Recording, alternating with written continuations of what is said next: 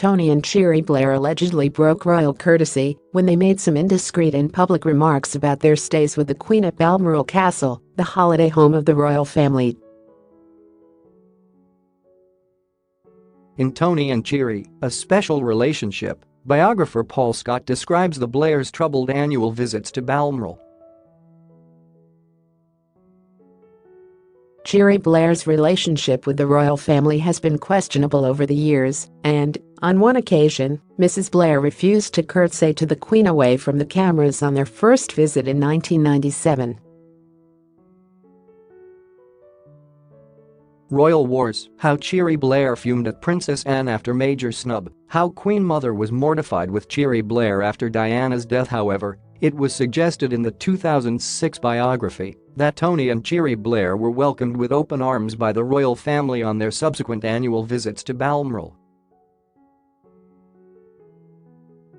Mr Scott reveals how on one particular night in Balmoral Castle for Mrs Blair, it had not been the most comfortable of nights. According to Mr Scott, the room was cold and damp and the ancient plumbing in the bathroom clunked and groaned in irregular and alarming spasms. Mrs Blair had lain awake in terror of a large and ugly statue at the foot of her bed, which, in her sleep-deprived state, had taken a ghoulish menace. Yards away in her suite of rooms at the Queen's Scottish estate, the Queen Mother was performing her daily Deeside ritual, instructing a lackey servant to fling open the windows of the castle so best to enjoy her 6 a.m. wake-up call.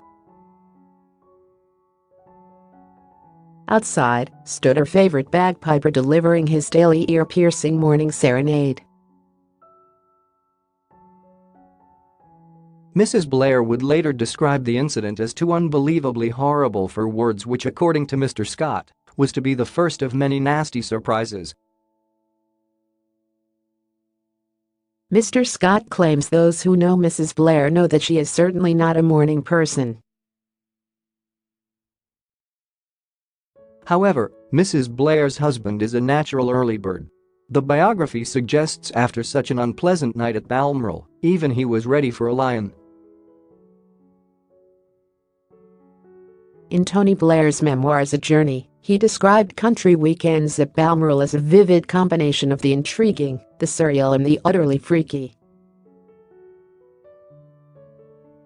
In the 2010 book, Mr Blair says the stiff drinks he was poured before dinner were a blessing that acted like true rocket fuel and made the evening with the royal family more bearable.